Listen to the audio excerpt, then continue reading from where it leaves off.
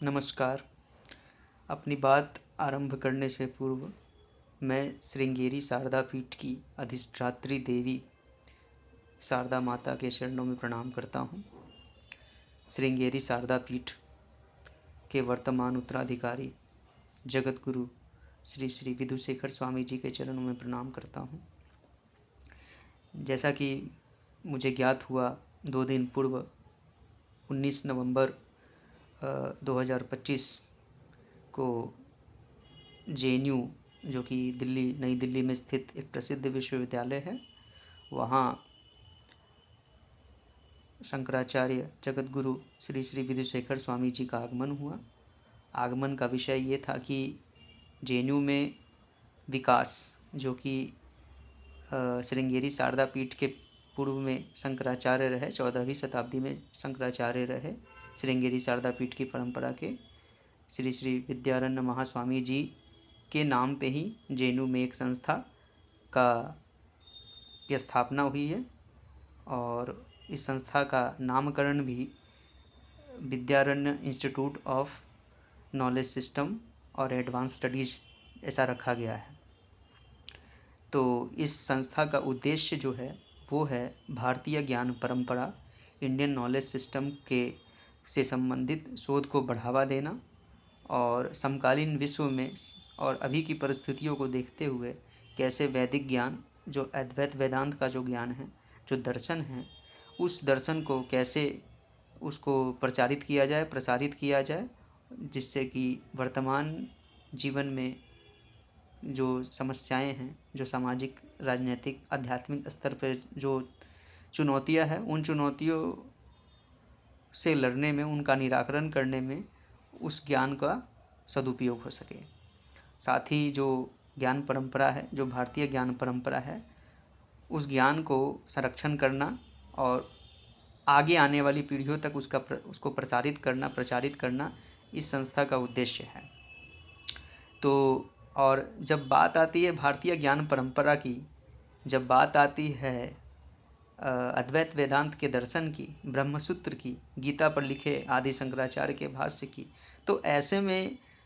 सबसे पहला नाम जो आता है वो तो श्रृंगेरी शारदा पीठ का ही आता है। क्योंकि जैसा कि आप सबको पता है, श्रृंगेरी शारदा पीठ का जो योगदान है वो अतुलनीय है।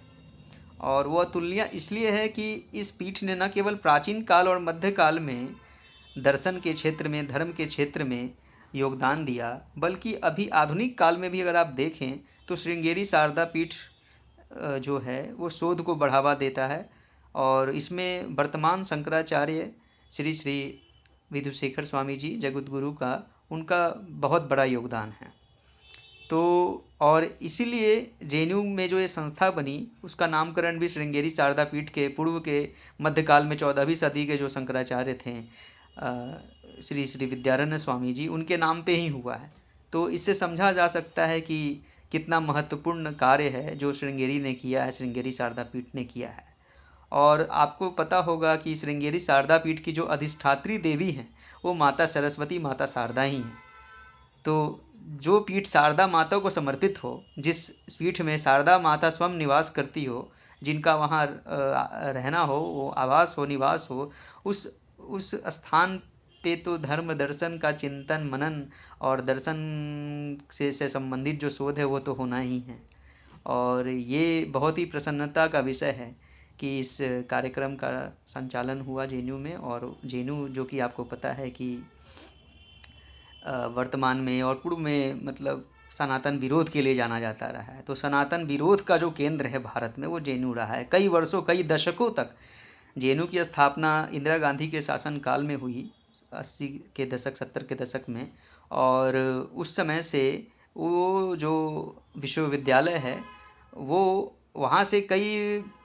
प्रसिद्ध लोग भी निकले, ब्यूरोक्रेट निकले, राजनेता निकले, जिन्होंने समाज में योगदान दिया। और अध्ययन अध्यापन का एक कल्चर वहाँ तो है, इसमें कोई दो मत नहीं है। परंतु साथ ही साथ जैसे कहते हैं समुद्र मंथन से अमृत भी निकला और विष भी निकला, हलाहल भी निकला, उसी प्रकार ज्ञान जो है वो नास्तिक और आस्तिक दोनों को पैदा करता है। तो JNU जैसी जगह पे जहाँ से बड़े बड़े ब्यूरोक्रेट निकले, IFS जो फॉरेन सर्विस जो होता है उसके कई अधिकारी जो हैं JNU से पास आउट हैं। तो हमारे वर्तमान विदेश मंत्री जो हैं वो भी जेएनयू से पास आउट हैं। हमारे जो वर्तमान वित्त मंत्री निर्मला सीतारमन जी हैं वो भी जेएनयू से पास आउट हैं। तो ऐसे लोग भी जेएनयू से निकले। मैं स्वयं जेएनयू का छात्र रहा हूँ और जेएनयू के school of social science CHS का मैं विद्यार्थी रहा हूँ और एक लंबा समय मैंने जेएनयू में बिताया है। और तब बिताया है जब जेएनयू में सनातन विरोध अपने शिखर पे था, जहाँ सनातन धर्म को हमेशा एक नकारात्मक चर्चा के साथ, नकारात्मकता के साथ जोड़कर देखा जाता था। सनातन के विषय में षड्यंत्र फैलने का केंद्र रहा एक लंबे समय तक जेएनयू। और वहाँ तो जैसे आप देख सकते हैं तिलक और माला पहनना, शिखा रखना भी एक समय पे काफ़ी कठिन था और वामपंथी इस्लामी ताकतों ने इस प्रकार से कैंपस पे कब्जा कर रखा था, उस पर अपना वर्चस्व स्थापित कर रखा था कि कोई भी स्वाभिमानी और जिसका जो भी सनातनी व्यक्ति है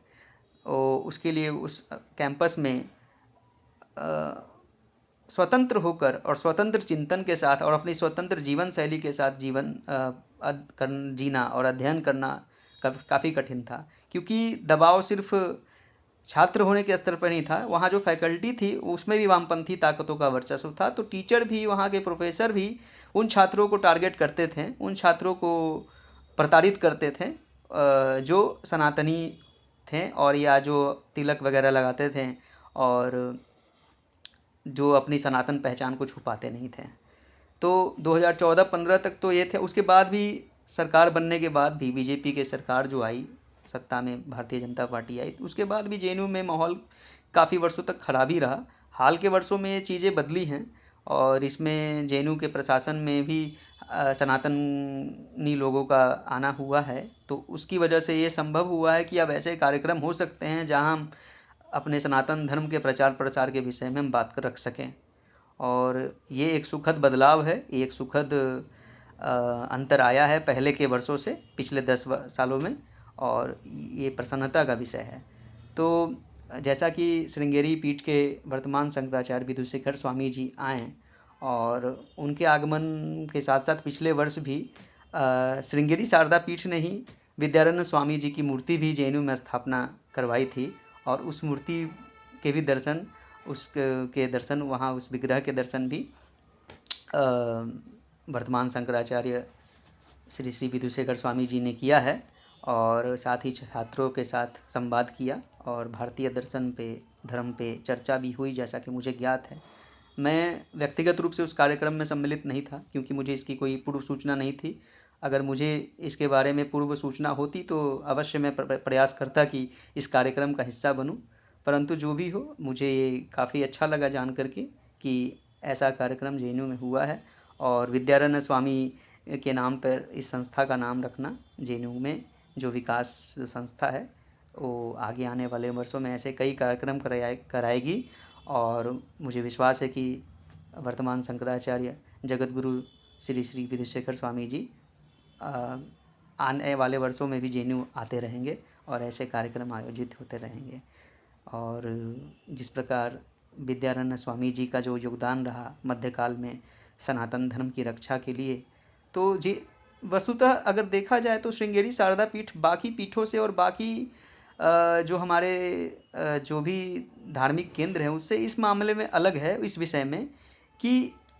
श्रृंगेरी शारदा पीठ ने न केवल आध्यात्मिक और दार्शनिक स्तर पर सनातन की रक्षा की, जैसे कि श्रृंगेरी शारदा पीठ ने जो अद्वैत वेदांत का दर्शन है उसको प्रचारित प्रसारित किया, कई पीढ़ियों तक सुरक्षित रखा। साथ ही साथ सामाजिक और राजनीतिक स्तर पर अगर देखें, जिसकी चर्चा लोग कम ही करते हैं, तो सामाजिक राजनीतिक स्तर पर अगर देखा जाए तो श्रृंगेरी शारदा पीठ ने ही विजयनगर साम्राज्य की स्थापना करवाई, जिसके कारण दक्षिण भारत में इस्लाम या जो विदेशी जो ताकतें हैं वो उस तरीके से प्रभावशाली और शक्तिशाली नहीं हो पाई जिस तरीके से वो उत्तर भारत में हो पाई। जैसा कि आप देखें उत्तर भारत में बलात् धर्मांतरण हुए और मंदिरों को तोड़ा गया और गौ हत्या की गई। तो ये चीज़